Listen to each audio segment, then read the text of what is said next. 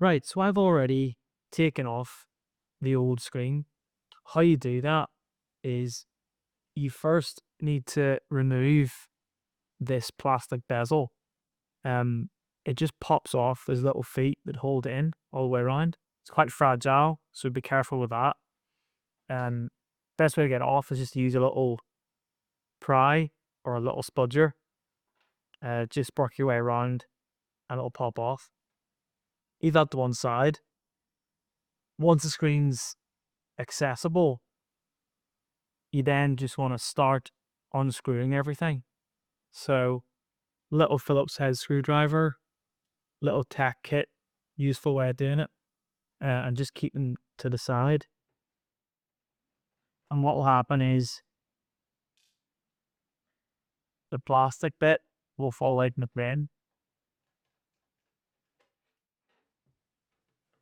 These metal bits, they'll hold the screen on, but you need to also add some adhesive strips that you can get off eBay or from LCD screens. They then fit along these areas and allow the screen to stick on. It's probably worthwhile getting a pack of these adhesive strips because it's quite fiddly to fit them.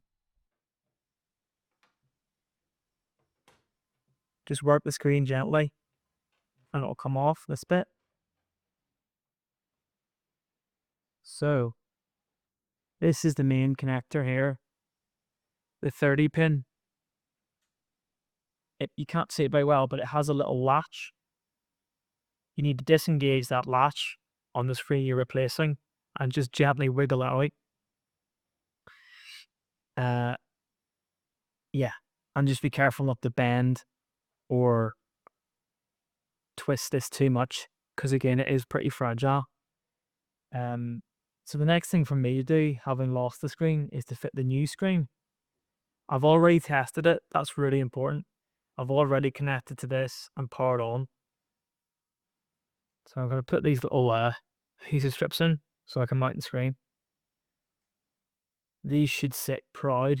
These little tabs at the top should sit proud so you can pull them out when you're removing the old screen. The adhesive comes all the way with it. So I'm just going to line that up there. Adding the adhesive strips to the rails to mount the screen to is easier said than done, so be patient and give it a few goes. As you can see, that one's now fitted. Keep it nice and stuck and sticking out proudly at the top. And it's going to be the same on the other side. Taking the second one, fitting it along here so it sits out proud as well. And that allows the screen just to stick on to the frame. Just mind not that wee black line at the top with the top of the bezel trying to then. Although it is possible to mount the screen without unscrewing the rails from the plastic lid, I find it much easier to attach the adhesive strips this way. Same again, just run it down. Nice and tight to the side of the frame. Yeah. Cool. So that's both of them done. Making sure they're nice and well stuck there.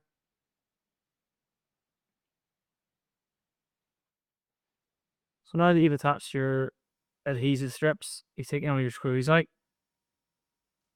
It's time to attach your screen. So what I'm going to do first, I'm going to lay it down flat like this. And as you can see, this is your 30 pin connector and there's your 30 pin plug. So you just got to loop that in so it connects.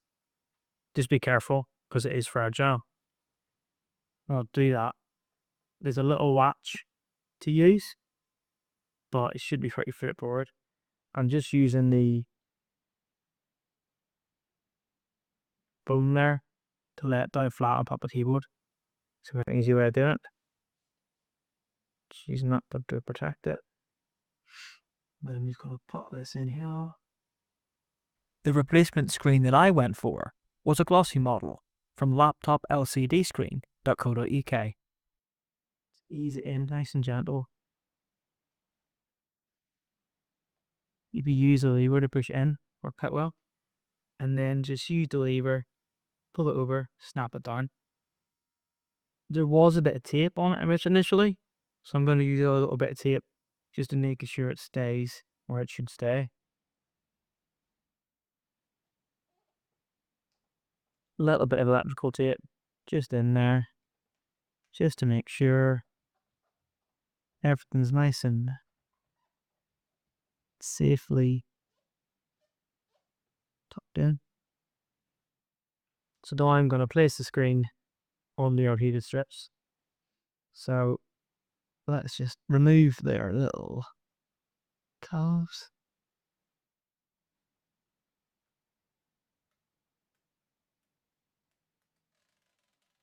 Got same on this side. Move.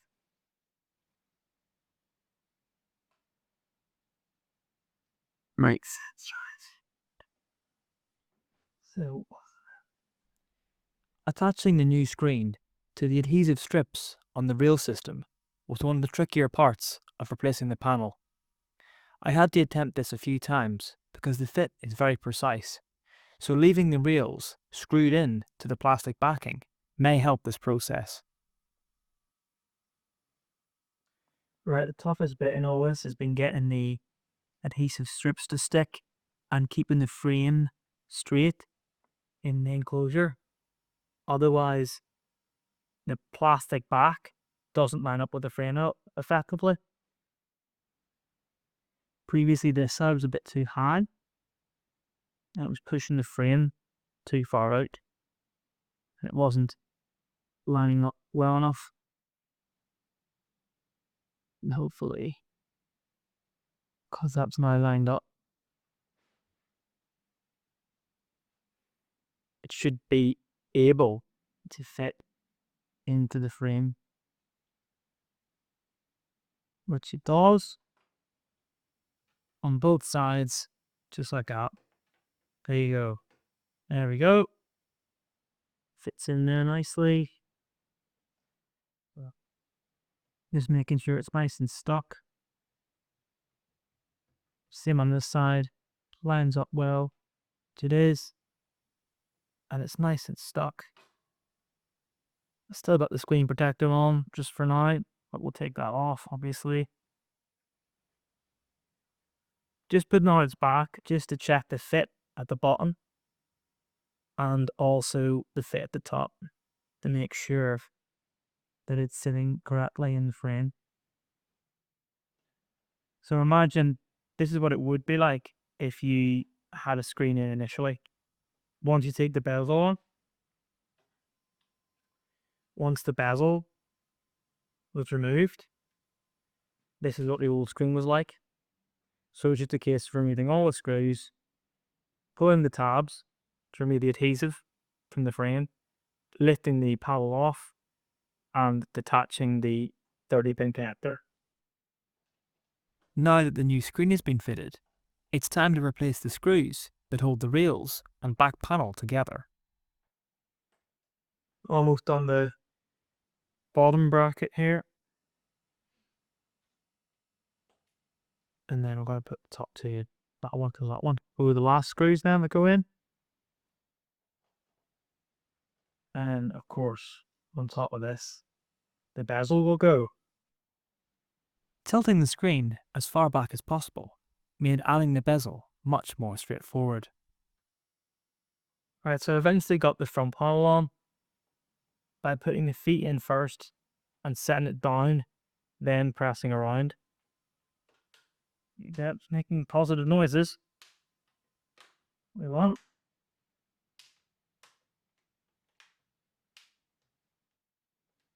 And with the bezel in place, Hopefully I can do the last bit at the end. it's time to remove the screen protector. So after all that's done, I realized that the screen was sitting a little bit too low, making the bezel not fit in correctly. So make sure the screen is as high as it can go when you use the adhesive to stick it back on the rails. Although the screen replacement worked well, there is unfortunately a single dead pixel. And also tuck the cable up, the 30-pin cable, as high as you can, glue a bit of tape, helps the bezel go back on.